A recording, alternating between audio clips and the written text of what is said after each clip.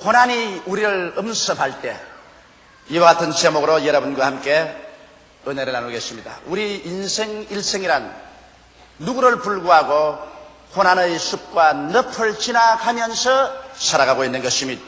그 때문에 욥기에 인간을 비유해서 말하기를 마치 불티가 하늘로 올라감 같이 인생은 고난을 위해서 태어났다고 기록하고 있는 것입니다. 아담과 하와가 죄를 짓고 하나님을 반역하고 타락한 이후로 인간은 가는 곳마다 가시체를 헤치면서 살아야 되고 은거키를 밟으면서 살아야 되는 것입니다. 또한 인간은 가는 곳마다 해산의 수고를 겪고 이마에 땀을 흘려야 먹고 살며 결국에는 흙에서 나시니 흙으로 돌아가는 죽음의 고난을 당하지 않을 사람이 한 사람도 없는 것입니다. 오늘 이 자리에 모인 여러분 중에도 일생을 살아오면서 한 번도 고난당하지 않은 사람은 없으며 또한 지금도 고난을 헤치고 나가지 않는 사람도 없을 것입니다. 고난은 누구에게나 다 다가오는 것입니다. 그러나 이 고난을 우리가 어떻게 대처하느냐, 거기에 따라서 고난은 여러분과 나를 찢어버리고 짓밟아버리는 악마가 될 수도 있고 여러분과 나를 도와주고 살려주고 더 나은 내일을 창조해주는 천사의 손길이 될 수도 있는 것입니다. 고난 그 자체는 우리로서 어찌할 수 없는 일이겠지만 고난에 대한 우리의 자세와 태도와 대응책은 우리 각자가 다 스스로 결정해야 될 문제인 것입니다. 저는 오늘 이 시간에 여러분과 함께 고난을 악마화시키지 말고 고난을 천사의 손길로 변화시켜보자는 것입니다. 첫째로 우리는 고난이 다가올 때 이상한 일 당하는 같이 생각하지 말라는 것입니다. 수많은 사람들은 고난이 다가오면 왜 내게 이런 고난이 다가오는가, 이 비정상적인 것이 아닌가, 그리고 고난에 대한 반발을 합니다. 그러나 고난은 여러분 이상한 것이 아니라 가장 정상적인 것입니다. 사람으로서 이 지상에 살아있으면 반드시 고난 당해야 되는 것입니다. 고난 안 당하는 것이 비정상적인 것이고 고난 당하는 것은 정상적인 것입니다. 저는 오랜 세월을 겪어가면서 고난 당하는 것을 항상 비정상적으로 생각했었습니다. 고난이 다가오면 제가 싫어하고 반발했었습니다. 그로 말미암아 고난이 올 때마다 심령의 고통이 많이 일어났었습니다. 그러나 나중에 제가 성서를 통해서 깨닫게 된 것은 고난 당하는 것은 지극히 정상적인 것이요, 이것은 보편적인 것이고 고난은 안 당하는 것이 이상한 것을 깨닫게 되었을 때 그 다음부터는 고난 당하는 것을 이상하게 생각하지 않았었습니다. 고난을 당할 때 고난을 기쁘게 받아들일 수가 있었습니다. 성경 야고보서 1장 2절로 4절에 보면 내 형제들아 너희가 여러 가지 시험을 만나거든 온전히 기쁘게 여기라. 이는 너희 믿음의 시련이 인내를 만들어내는 줄 너희가 알미라. 인내를 온전히 이루라. 이는 너희로 온전하고 구비하여 조금도 부족함이 없게 하리 함이라고 말한 것입니다. 고난을 당할 때 기쁘게 고난을 받아들여야 하는 것입니다. 고난을 여러분 마음속에 원한과 불평과 원망적으로 받아들이면 고난 그 자체보다도 그 마음의 부정적인 태도가 그 영혼을 파괴합니다. 마음의 평화를 빼앗아버리고 즐거움을 산산조각이 나게 만들어내는 것입니다. 고난을 당해서 원만 불평을 하면 마음의 칠흑같이 어두워지고 소망도 사랑도 사라져버리고 마는 것입니다. 그러므로 고난을 당할 때 고난을 기쁘게 받아들이라. 긍정적인 자세로서 고난을 받아들이면 고난이 악마로서 왔다가도 천사로 변화되고 마는 것입니다. 왜 고난이 우리에게 유익이 되느냐 하면 고난은 새로운 삶을 창조하는 도전이요 기회가 되는 것이기 때문인 것입니다. 우리가 평안한 생활 속에서는 발전과 변화가 없습니다. 그러나 그것은 고난이 다가오면 고난을 당할 때 삶의 방향을 수정하게 되는 것입니다. 회개를 하게 되고 삶의 방향을 수정해서 더 발전적인 방향으로 향할 수가 있습니다. 고난이 다가와야 자아가 깨어지지요. 고난 당하기 전에는 자아가 깨어지지 아니하고 자기 고집대로 살고 하나님을 반역하며 살다가도 거친 고난이 다가오면 박살이 나고 깨어져서 하나님 중심으로 서는 방향 수정을 할 뿐 아니라 자아가 깨어져서 인격적으로 못한 것을 다 정비하여 부드럽게 변화되게 되는 것입니다. 고난은 우리로 하여금 하나님께 더욱 가까이 나가도록 인도해 주는 것입니다. 여러분, 사람들은 고난을 당해야 비로소 새벽에 기도하는 것을 불평하지 아니하며 시간이 나는 대로 철야 기도도 하고 하나님께 부르짖어 외치게 되고 더욱 하나님께 의지하는 삶을 살 수 있도록 인도해 가게 되는 것입니다. 이렇기 때문에 고난을 당할 때 고난을 감사함으로 여러분 받아들여야만 되는 것입니다. 고난이 여러분께 휴무라 절대 이것을 부정적인 태도로 받지 말고 감사함으로 받으십시다. 성경 말하기를 범사에 감사하라고 말한 것입니다. 왜 고난에 대해서 우리가 감사해야 될지 그것은 모르겠습니다만 하나님께서는 범사에 감사하라고 했으므로 감사한 마음으로 기쁜 마음으로 밝은 마음으로 긍정적인 태도로서 고난을 받아들일 때 그 고난은 여러분과 나를 파괴하는 힘을 상실해버리고 마는 것입니다. 오히려 고난의 그 가시 돋친 모든 것이 사라지고 우리에게 아름답고 부드러운 손길로 변화되어 우리를 대접해 주는 것입니다. 둘째로 우리가 고난당할 때 원한에 떨어져서는 안 됩니다. 여러분, 사람들은 고난당할 때 우리에게 고난을 가져온 사람에 대해서 마음속에 원한을 품게 되는 것입니다. 우리가 고난당할 때 고난당하게 되는 환경에 대해서 원한을 품게 되고 심지어는 하나님께조차도 원한을 품는 사람들이 있는 것입니다.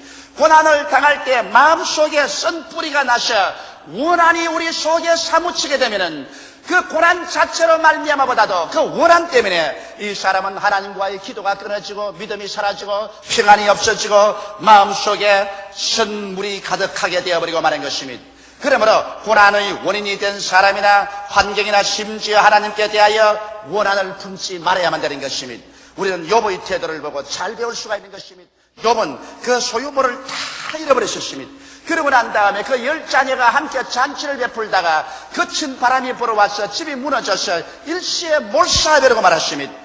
거기에다가 설상가상으로 자기의 몸은 고칠 수 없는 무서운 병에 들어서 그런 잿더미 위에 앉아 기왓장으로 몸을 끌고 있었습니다. 그 아내조차 와서 말하기를 내가 이래도 순전을 지키는여 하나님을 저주하고 죽으라고 말했었습니다.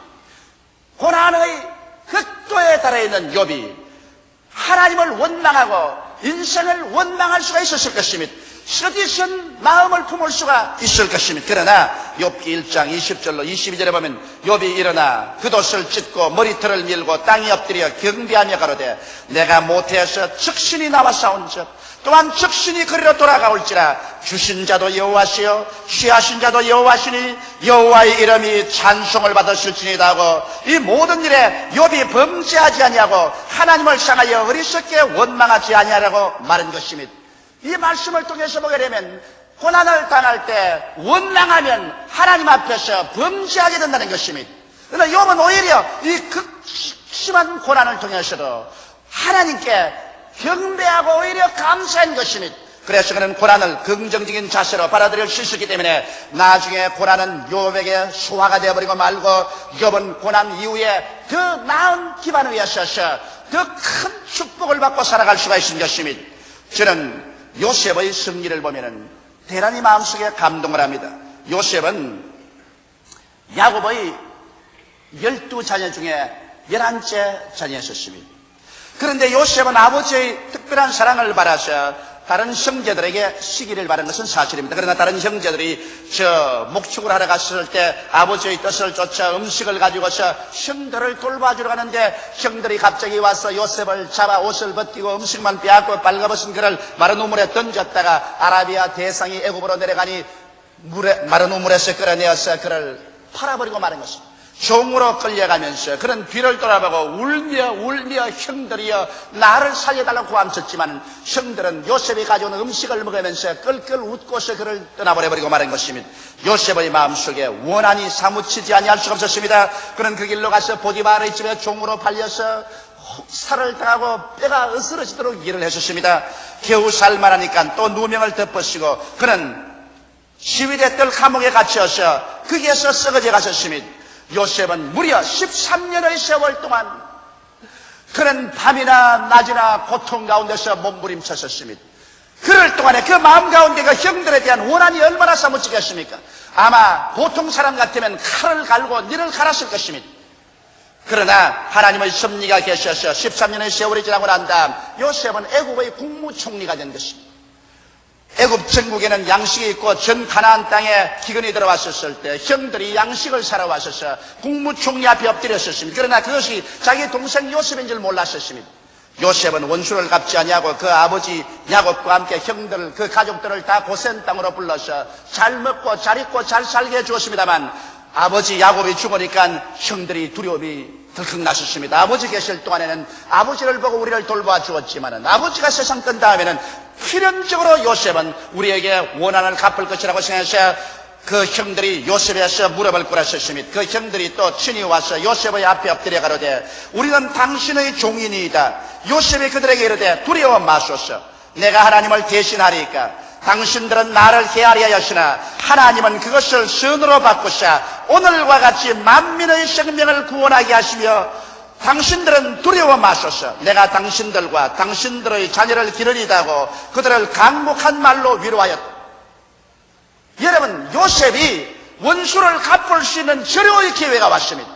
13년의 세월 동안 그 수많은 고통과 괴로움 속에서 그는 이를 갈고 칼을 갈았는데 요셉이 원한을 품었더라면 위대한 사람은 되지 못했을 것입니다. 그러나 요셉은 그 형들을 극진히 대접해주고 그는 그 마음속에 원한을 품지 않으셨습니다. 그런 용서와 이해와 사랑과 동정을 가지고서 옛날은 흘러가는 물에 다 떠내려버리고 그런 새로운 삶으로서 시작한 사람인 것입니다. 수많은 사람들이 옛날에 자기에게 상처를 입혔던 사람에 대한 원한을 마음속에 품고 있습니다.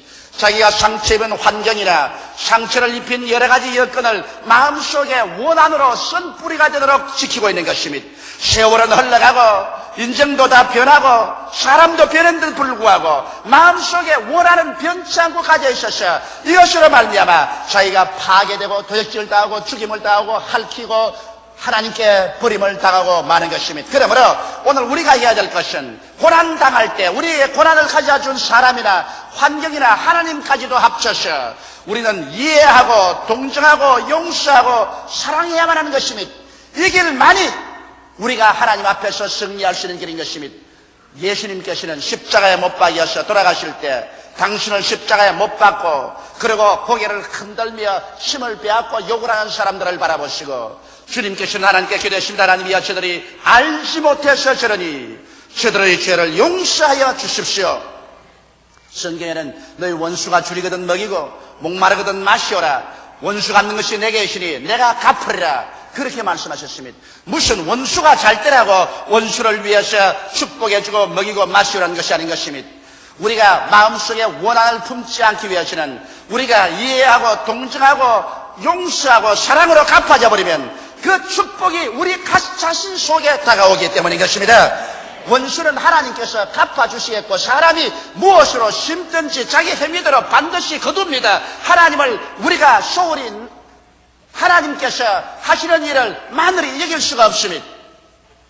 반드시 사람은 무엇으로 심든지 그대로 거두게 되는 것이요.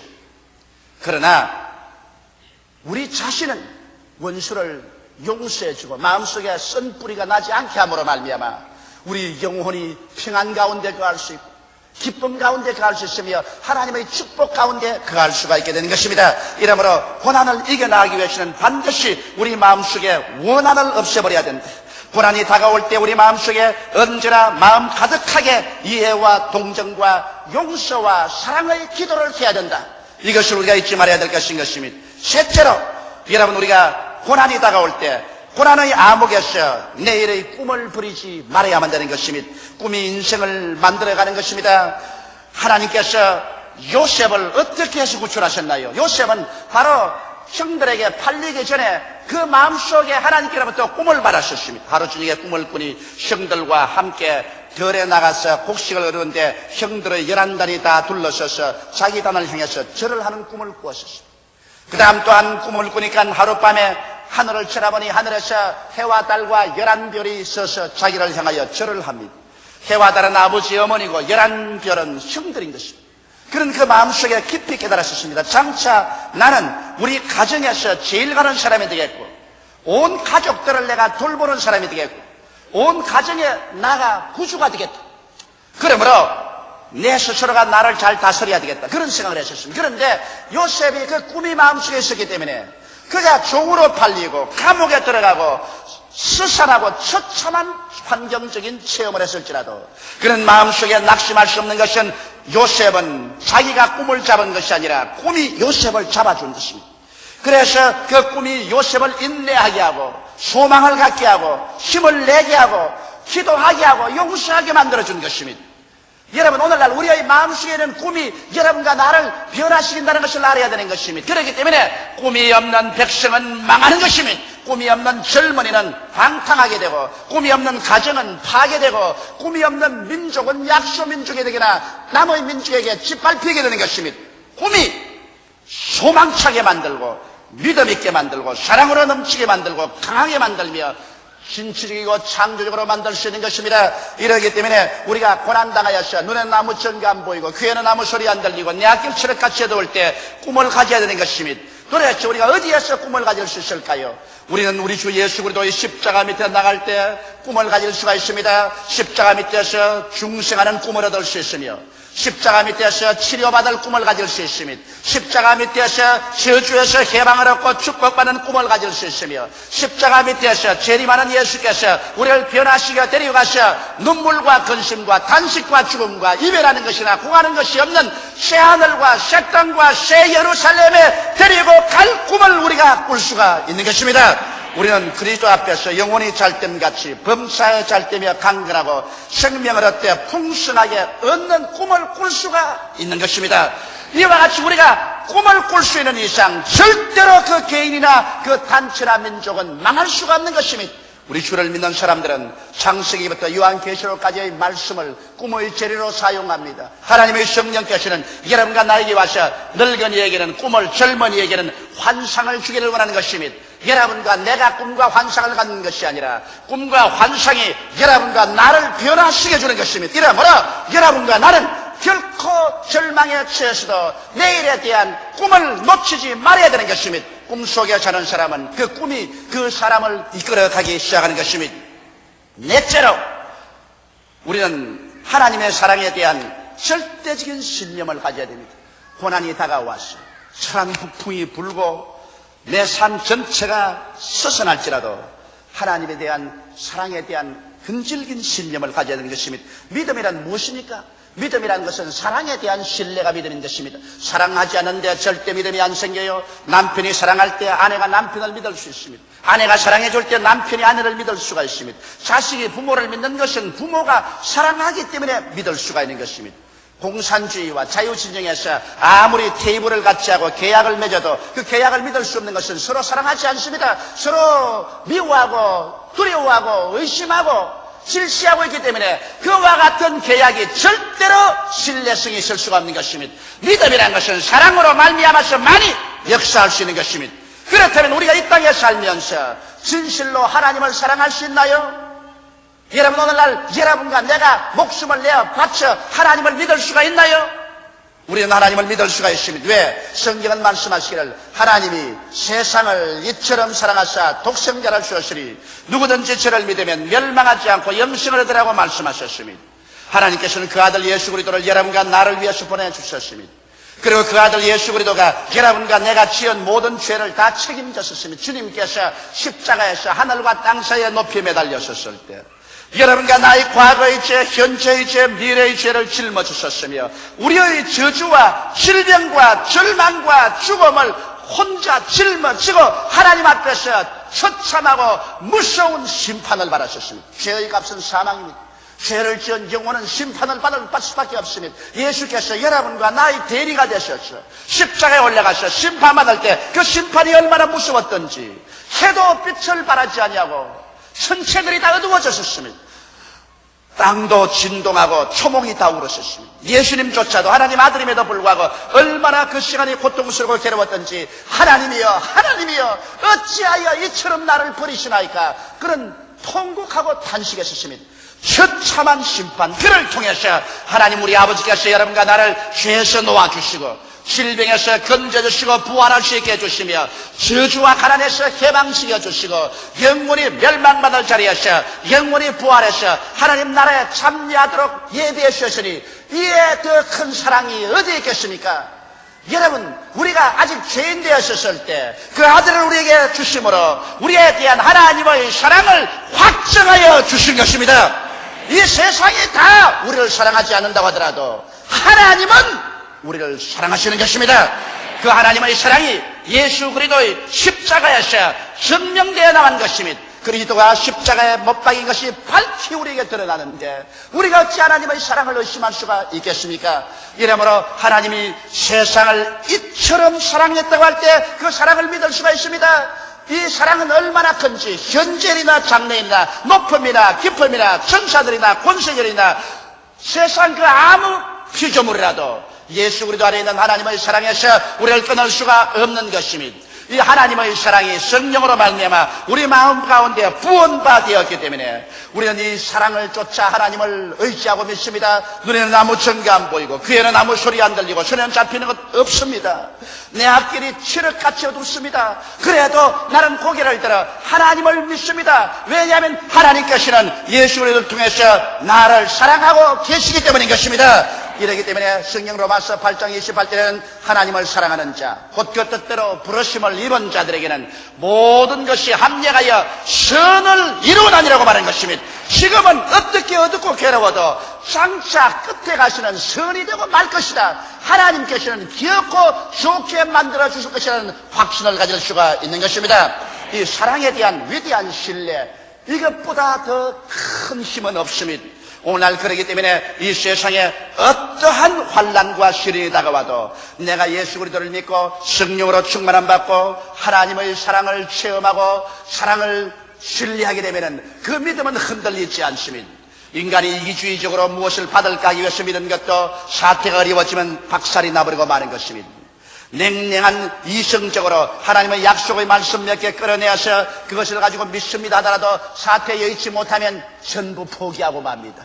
그러나 십자가를 통한 하나님의 그 깨어진 피 흘린 죽음으로서의 허락해 준 그 사랑을 내가 깨닫게 되면 하나님을 믿을 수 있게 되는 것입니다.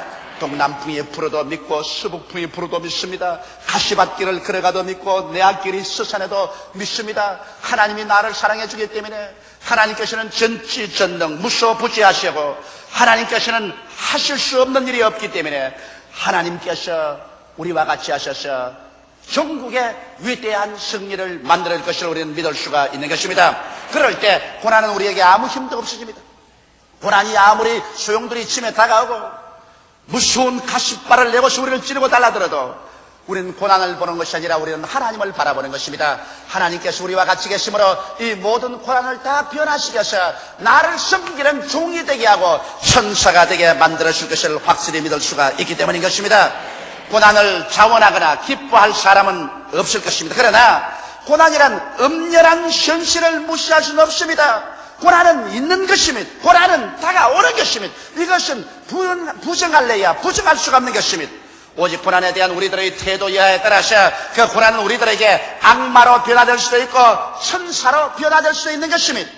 우리들은 고난을 올바른 태도로 받아들여 무천사로 변화시켜 이 고난의 천사의 손길을 받들어서 우리는 매일의 삶이 영혼이 잘됨같이 범사에 잘되며 강건하고 생명을 얻되 넘치게 얻는 방향으로 나아가야만 될 것입니다. 이러므로 여러분 고난이 다가올 때 이상한 일 당한 같이 생각하지 마십시오. 고난이 다가올 때 이것은 지극히 정상적인 것이요 오히려 우리가 기뻐하고 감사함으로 받아들여야 된다는 것을 잊어버리면 안 될 것입니다. 고난 다가올 때 마음속에 고난을 가져온 사람이나 환경에 대해서 원한을 품지 마십시오. 그 원하는 마음속에 썬 뿌리가 되어서 여러분이 썬 물을 마시고 영혼의 처절한 절망을 가지게 될 것인 것입니다. 고난을 당할 때 이해와 동정과 용서와 사랑으로 고난을 가져온 사람이나 환경이나 하나님까지라도 다 용서하고 마음속에 기쁨을 가져야 될 것인 것입니다. 고난 당할 때 꿈을 버리지 마십시오. 어떻게 어둡고 캄캄할지라도 십자가 밑에서 하나님이 주신 약속을 보여잡고 절대로 꿈을 놓지 마십시오. 꿈이 여러분의 현재와 미래를 창조해 주는 것입니다. 고난당할 때 하나님의 사랑을 알고 사랑에 대한 흔들리지 않은 근질긴 신뢰를 가지십시오. 고난은 천사로 변화되고 마는 것입니다. 다 같이 기도드리겠습니다. 살아계신 우리 아버지 하나님, 우리는 이 세상에 살면서 수많은 고난의 숲과 늪을 지나갑니다.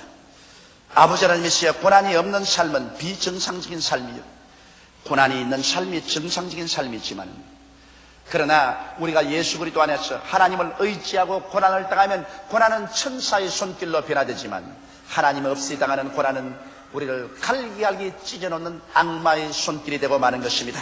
하나님 아버지, 그러므로 이 세상 살면서 작은 고난, 큰 고난, 적은 악마, 큰 악마에 시달리고 찢기는 삶을 살지 말고 예수님 안에 나와서 하나님의 사랑을 신뢰함으로 말미암아 모든 고난이 우리를 섬기는 종으로 변화되게 만들어 주옵소서. 예수님 이름 받들어 기도드리옵나이다. 아멘.